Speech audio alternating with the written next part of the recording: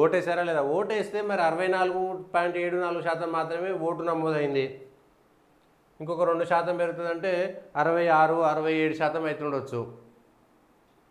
So 67% voting అంటే చాలా తక్కువైనట్టే లెక్క. పోయినసారికి ఇప్పుడు అందరూ ఆశల పల్లకీలో ఉన్నారు. మేమంటే మేము అంటున్నారు. ఎవరెవరు గెలుస్తారో ఏంటనేది తెలియదులే, కానీ మొత్తానికైతే అంతా మాదే అనేటువంటి మాట అయితే చెప్తున్నారు. తెలంగాణలో ఎవరికి ఎన్ని సీట్లు వస్తాయి, మొత్తం ఉన్న 17 స్థానాల్లో ఎవరికి ఎన్ని సీట్లు వస్తాయి అనేటువంటి చూస్తే 64.93% పోలింగు. రాష్ట్రంలో ప్రధానంగా ప్రశాంతంగా ముగిసిన లోక్సభ ఎన్నికలు, కంటోన్మెంట్ అసెంబ్లీ ఎన్నికకు, ఉప ఎన్నికకు ఓటింగు మొత్తం 38. పెద్ద కొట్లాటలు అయితే కాలేదు, అంటే మజా రానట్ట లెక్క. ఎక్కడ కొట్లాటలు కాకపోవడం, 2-3 చిన్న చిన్న సంఘటనలు అవ్వడం అనేటువంటిది మంచి పరిణామం. కానీ ఇంకా ఓటింగ్ శాతం పెరగాల్సి ఉండేదేమో. లెక్కలు ఓటింగ్కు సంబంధించిన దాంట్లో ఎలక్టోరల్ రోల్స్లో హైదరాబాద్లో ఉండేటువంటి వాళ్ళు, ఊర్లలో ఉండేటువంటి వాళ్ళు డబుల్ ఓటింగ్ ఒక 10%, అంటే 100 ఓట్లు ఉన్నాయనుకుంటే 90 ఓట్లనే మనం పక్కా ఓట్లు అనేటువంటి దాన్ని నిర్ధారించుకోవచ్చు. 90 ఓట్లు మాత్రమే. సో 90%లో మిగిలింది ఎంతవరకు వస్తుంది? 75, అంటే ఒక 80% వస్తే మంచి ఓటింగ్ ఉంటుండే. కానీ 70% కూడా రీచ్ కాలేదు. 65% మాత్రమే అయింది. ఇంకొక అన్ని ఓవరాల్గా లెక్కలు వచ్చేసరికి ఇంకొక 1%-2% పెరిగేటువంటి అవకాశం ఉంది. సో ఇది రాత్రి 12 గంటల వరకు వచ్చినటువంటి అంచనా ప్రకారం. నిన్న సూర్యుడు కూడా పాపం అందరికీ చాలా మంచి అదునిచ్చిండు. లేకపోతే ఇంత ఎండ ఉంటే ఇబ్బంది ఉంటుండే, కానీ చాలా చోట్ల ఎండ లేదు. అయితే ఓవరాల్గా తెలంగాణలో 17 సీట్లు. ఈ 17 సీట్లలో ఎవరికి ఎక్కువ వస్తాయి? కాంగ్రెస్కు 10 సీట్లు వస్తాయి, లేదంటే 14 సీట్లు వస్తాయి. బీజేపీకి 11 సీట్లు వస్తాయి. టీఆర్ఎస్ కూడా 14 సీట్లు వస్తాయి. ఉన్నాయి 17 సీట్లు కదా. 17 సీట్లలో ఎవరి అంచనా వాళ్ళది.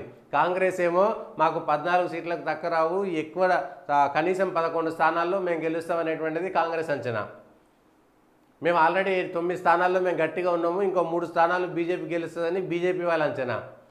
అసలు నేను ఏకంగా ప్రధానమంత్రి అయితే కీలకంగా ఉంటుంది, ప్రాంతీయ పార్టీలదే హవా, మోడీ హవా పడిపోయింది, ఏం లేదు, నేను ప్రధానమంత్రి కావచ్చు, బీఆర్ఎస్ఏ కీలకంగా ఉంటుంది, బీఆర్ఎస్ గెలిచేటువంటి ఎంపీలు లేకుండా కేంద్రంలో అసలు ప్రభుత్వమే ఉండదు అనేటువంటిది బీఆర్ఎస్ ధీమా.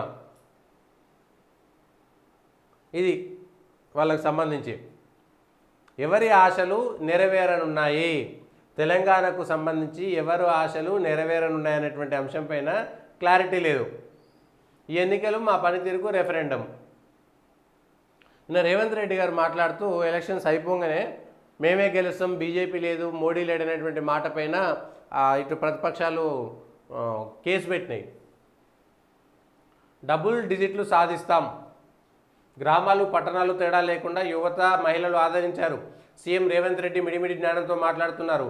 ఓటర్ల జాబితాలో సంస్కరణలు తేవాలి, మీడియాతో కిషన్ రెడ్డి. ప్రతి ఏటా సెప్టెంబర్ 15ను అధికారికంగా చేస్తాము. మొత్తానికైతే 11 స్థానాలు, డబుల్ డిజిట్ మినిమం 10 స్థానాలు బీజేపీ గెలుస్తుంది అంటారు. సో మిగిలిన 4 6 7 ఒకటి ఎంఐఎం పోతే మిగిలిన ఎన్ని ఉన్నాయి? 5 స్థానాలు. ఈ 5 స్థానాలలో ఈ టీఆర్ఎస్ వాళ్ళు మేము గెలుస్తాం అనేటువంటి మాట చెప్పారు. మీ కొట్లాట గొప్ప ఫలితాలు ఇస్తుంది. అసెంబ్లీ ఎన్నికల్లో ఓటమి పాలైన తర్వాత బలంగా నిలబడి కొట్లాడడం ఆషామాషి వ్యవహారం కాదని, లోక్సభ ఎన్నికల్లో నిబద్ధతతో పార్టీ అధినేత కేసీఆర్ వెంట నడిచి ప్రజా ఆమోదం కోసం బీఆర్ఎస్ కేడర్ కొట్లాడిందని, అద్భుతమని పార్టీ వర్కింగ్ ప్రెసిడెంట్ చేశారు. ఫలితాల తర్వాత ఏ పార్టీ పరిస్థితి ఏముండబోతుంది? సరే, ఇంకా జూన్ 4 దాకా మనం ఎదురు చూడాల్సిందే. కానీ ఎవరి అంచనాలు వాళ్ళు ఉన్నాయి, ఏ ఊర్లలో ఎట్లా ఓట్లు పడ్డాయి, మనకెన్ని పడ్డాయి, మీకెన్ని పడ్డాయి అనేటువంటిది ఉంటే అదొక చర్చ అయితే సాగుతున్నది. ఎవరు బలంగా ఉన్నారు? Secret voting, cross voting, silent voting, ఈ 3 బాగా ఈ నిన్న ఎన్నికల జరుగుతున్నంత కాలము వచ్చినటువంటి మాటలు. పోలింగ్ జరుగుతుంటే పొద్దు నుంచి సాయంత్రం దాకా సీక్రెట్ ఓటింగు, సైలెంట్ ఓటింగ్ అంటే అంతా సీక్రెటేలే, కానీ కొంత సైలెంట్ ఓటింగ్. మేము ఎవరికి వేస్తున్నాం అనేటువంటి విషయం చెప్పము, బయటికి మాత్రం వేరే జెండాలు కప్పుకుంటాం, కానీ లోపల వేరే ఓట్లు వేసినాము. సీక్రెట్ ఓటింగ్ అసలు వాళ్ళు ఎవరికి వేసారు అనేటువంటి విషయం కూడా చెప్పారు అనేటువంటిది సీక్రెట్ ఓటింగు. ప్లస్ ఈ వేవ్ ఎక్కడికి వెళ్ళిపోతుంది? ఈ సైలెంట్ ఓటింగ్ కానీ, సీక్రెట్ ఓటింగ్ కానీ, వేవ్ ఓటింగ్ కానీ ఎవరికి ఎక్కువ పడుతుంది అనేటువంటి దానిపైన ఎవరి ఆశలు వాళ్ళయే. సో వాళ్ళ ఆశల ప్రకారము కాంగ్రెస్కు 14, బీజేపీకి 11, బీఆర్ఎస్కు 12 సీట్లో 14 సీట్లో ఎవరి ఆశలు వాళ్ళు ఉన్నాయి. సో ఏం జరుగుతుంది అనేటువంటిది ప్రజలు చెప్తారు, ప్రజలు నిర్ణయిస్తారు. కానీ తెలంగాణలో జూన్ 4 తర్వాత ఫలితాల తర్వాత 3 పార్టీలపైన ప్రభావం మాత్రం ఖచ్చితంగా ఉంటుంది. 3 పార్టీలపైన కూడా ప్రభావం ఖచ్చితంగా ఉంటుంది.